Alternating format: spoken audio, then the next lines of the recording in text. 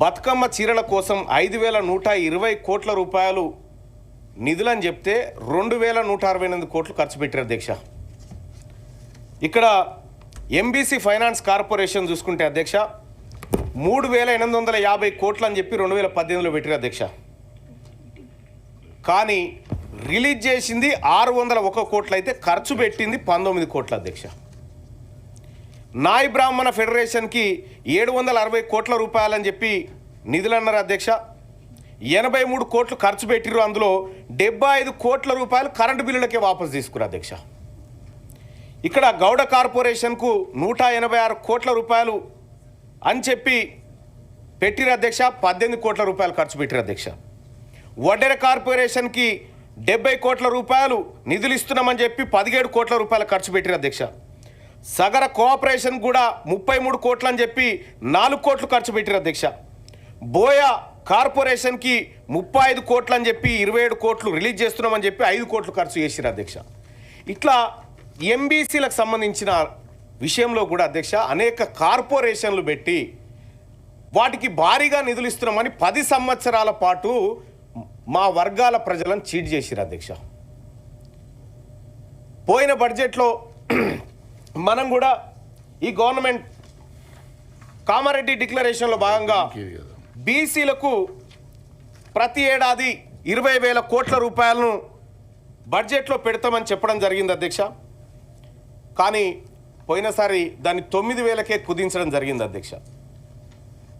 దయచేసి తమ ద్వారా ప్రభుత్వానికి గౌరవ ముఖ్యమంత్రి గారికి తెలియజేయదలుచుకున్న అధ్యక్ష, పోయినసారి పెట్టలేకపోయినటువంటి నిధులను ఈసారి పెట్టాల్సినటువంటి మన మేనిఫెస్టో ప్రకారం చెప్పినటువంటి 20,000 కోట్ల నిధులను పెట్టి ఇటీవల కాలంలో రాష్ట్ర ప్రభుత్వం కూడా లెక్క అనుకుంటుంది కాబట్టి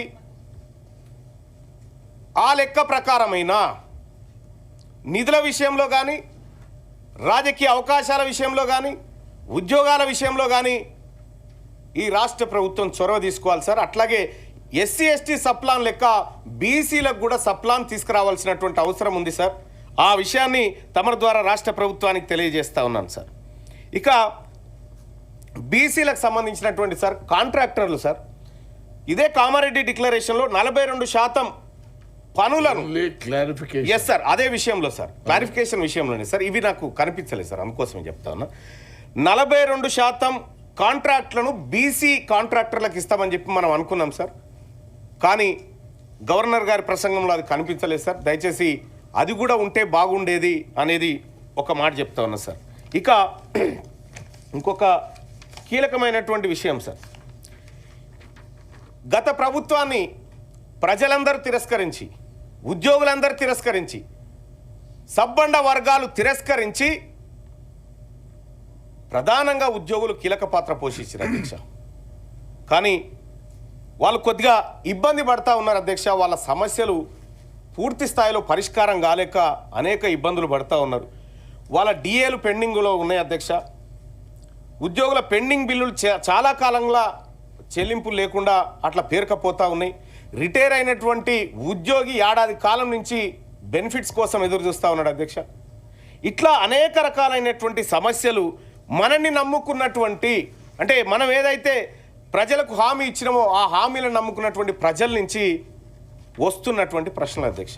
వాటన్నిటికీ పరిష్కార మార్గం ఇక్కడ దొరకాలని కోరుకుంటా ఉన్న అధ్యక్ష. అలాగే తెలంగాణ రాష్ట్ర ప్రభుత్వం ప్రతిష్టాత్మకంగా బీసీలకు 42% రిజర్వేషన్ ఇవ్వాలని నిర్ణయం తీసుకున్నటువంటి ధర్మిలా ఈ రాష్ట్ర ప్రభుత్వానికి బీసీ ప్రజల పక్షాన ధన్యవాదాలు తెలియజేస్తూనే దాన్ని పూర్తి స్థాయిలో ఇంప్లిమెంట్ చేసి ఈ రాష్ట్రంలో బీసీలకు అత్యధిక రాజకీయ వాటా స్థానిక సంస్థల్లో దక్కేలా చూడాలని చెప్పి తమరి ద్వారా ముఖ్యం. ఇక లెక్కల విషయానికి పోవాల్సినటువంటి అవసరం లేదు అధ్యక్ష. ఇక మేము కూడా పోవాలనుకోవట్లేదు. రాష్ట్ర ప్రభుత్వం ఏదో లెక్క అంటుంది, మేము గౌరవిస్తున్నాం. 42% అని రిజర్వేషన్ ఏదైతే అన్నారో దాన్ని గౌరవిస్తూనే ఈ లెక్క ప్రకారమే ముఖ్యమంత్రి గారు చొరవ తీసుకొని విపక్ష పార్టీ నాయకుడు కల్వకుంట్ల చంద్రశేఖరరావు గారు ఉన్నారు, విపక్ష పార్టీ నాయకుడు ఎల్ఓపి గారు ఈ సభలో ఉన్నారు.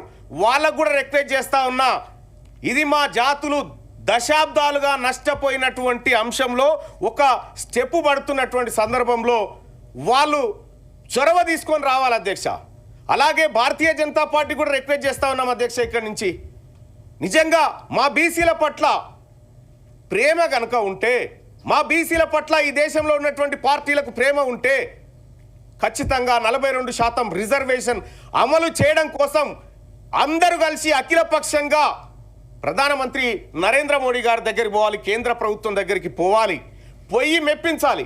ఇవాళ బీసీ ముఖ్యమంత్రిని చేస్తామని భారతీయ జనతా పార్టీ అంత ఈజీగా చెప్పినంతగా కాకుండా బీసీల మీద ప్రేమ ఉన్నట్టుగా బీఆర్ఎస్ పార్టీ ఏదైతే చెప్తుందో మాటలు వద్దు. మా కోసం ఇవాళ ఈ సభలలో దశాబ్దాలుగా అన్ని కోల్పోయినటువంటి బీసీల కోసం దయచేసి జరుగుతున్నటువంటి మంచి కార్యక్రమంలో విపక్ష పార్టీలు అందరూ సహకరించాలని రిక్వెస్ట్ చేస్తా ఉన్నా అధ్యక్ష. దానికి రాష్ట్ర ప్రభుత్వం చొరవ తీసుకోవాలి అధ్యక్ష. ఒక ప్రభుత్వ ఉద్యోగి రిటైర్ అయితే ఎంత పడుతుంది ఆ భారం అంటే, అటెండర్ స్థాయి ఉద్యోగి అయితే 50 లక్షలు పడుతుంది, కొంచెం స్థాయి ఉన్న ఉద్యోగి అయితే 1 నుంచి 1,15,00,000 పడుతుంది సార్ అంటారు. వేలాది మంది ఉద్యోగులు ఈ 3 ఏళ్ళు పెంచడం వల్ల 3 ఏళ్ళు పూర్తి అయిపోయి ఇప్పుడు రిటైర్మెంట్ బాటన పడుతున్నారు. 8,000 కోట్లు రిటైర్డ్ ఎంప్లాయీస్ యొక్క బెనిఫిట్సే మా దగ్గర పెండింగ్ ఉన్నాయి.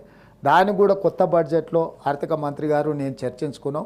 ఒక పరిష్కారం చూపిస్తే ఎవరు ఎక్కడికి వెళ్ళాల్సిన పని లేకుండా వాళ్ళకి ఎప్పుడు ఇస్తే ఒక స్పష్టత ఇస్తాం, ఒక కార్యాచరణ చేసుకొని రిటైర్డ్ ఉద్యోగులకు కూడా ఒక నమ్మకం కలిగించి వాళ్ళు కూడా వాళ్ళ జీవితాన్ని ఒక ప్రణాళికబద్ధంగా నిర్వహించి ఈ ఫలానా నెల నా డబ్బులు వస్తాయంటే అతను ఎక్కడైనా సర్దుకోవడమో చెప్పుకోవడమో ఇచ్చుకునే వాళ్ళకు కూడా తారీఖు చెప్పుకోవడానికి ఉంటుంది. క్లియర్గా వాళ్ళ సీనియారిటీ ప్రకారం ఏ రకంగా చేస్తామో సంవత్సరం తిరిగే లోపల 100% వాళ్ళ బకాయిలన్నీ చెల్లిస్తాను మాత్రం నేను చెప్పదలుచుకున్నాను అధ్యక్ష. ఓవర్ నైట్ 1 నెల 2 నెలల్లో చేస్తామని నేను చెప్పినా అది అబద్ధం. చెప్పడం వల్ల వాళ్ళు ఇంకా మరింత ఆందోళనకు గురై 2 నెలల తర్వాత రాకపోతే ఆందోళనకు గురై సెక్రటేరియట్ల చుట్టూ పర్యకారుల చుట్టూ తిరిగి అనవసరంగా వాళ్ళు ప్రయాసపడమే తప్ప 25 ఏప్రిల్ 1 నుంచి 26 మార్చి 31 లోపల సంవత్సరం తిరిగే లోపల ఫైనాన్షియల్ ఇయర్లో 100% రిటైర్డ్ ఉద్యోగుల బెనిఫిట్స్ అన్నిటిని కూడా ఇస్తాం. అదేవిధంగా మిత్రుడు డిఏల గురించి మాట్లాడిండు. ప్రతి నెల 1వ తారీఖు నాడు జీతాలు ఇవ్వడానికే తలప్రాణం తోకొస్తుంది. మా ప్రభుత్వ ఉద్యోగులకు నేను ఇక్కడ నుంచి విజ్ఞప్తి చేస్తున్నా, నెల 1వ తారీఖు నాడు జీతాలు తీసుకొని మనం ప్రభుత్వానికి కొంత సేవలు అందిద్దాము. కొంత సమయం పడుతుంది. ఈరోజు ఏమాత్రం ఏం చేసుకున్నా ఈ వ్యవస్థ కూడా దెబ్బతింటుంది. మన 1వ తారీఖు నాడు జీతాలు ఇవ్వడానికి రిజర్వ్ బ్యాంకు దగ్గర అప్పుడప్పుడు చేబదులు అంటారు కదా అధ్యక్ష, ఊర్లలో అంటాం కదా, బ్యాంకు లోను షూరిటీస్ కాకుండా చేబదులు మళ్ళీ ఇస్తాం. 4,000 కోట్ల రూపాయలు చేబదులు చేసి ఫస్ట్ నాడు జీతాలు ఇచ్చిన అధ్యక్ష. రిజర్వ్ బ్యాంకును ఇంకో 4-5 రోజులలో నీకు సర్దుతా నాకు వచ్చేదాన్ని బట్టి చేబదులు ఇవ్వని రిజర్వ్ బ్యాంకులో 4,000 కోట్ల రూపాయలు తెచ్చుకొని ప్రభుత్వ ఉద్యోగులకు 1వ తారీఖు నాడు జీతాలు ఇచ్చిన అధ్యక్ష. అందుకే దయచేసి మా ప్రభుత్వ ఉద్యోగులకి ఈ ప్రభుత్వం మీది, అన్ని లెక్కలు మీ ముందరనే పెడతా. ఏది ఎట్లా పంచుదామో చెప్పండి, ఏది ఆపుదాం ఏది పంచుదాం. మీ లెజిటిమేట్ రైట్ డిఏలు కావచ్చు, కరువు భత్యం కావచ్చు, ఇవన్నీ మీ లెజిటిమేట్ రైటే. కానీ నిజమైన జీతభత్యాలు 1వ తారీఖు నాడు ఇవ్వడానికే నిస్సహాయ పరిస్థితి ఉంది. నిస్సహాయ పరిస్థితి ఉన్నప్పుడు అప్పుడప్పుడు మనకు జ్వరం వచ్చినప్పుడు పథ్యం పాటిస్తాం అధ్యక్ష. మీకు ఐడియా ఉంది కదా అధ్యక్ష.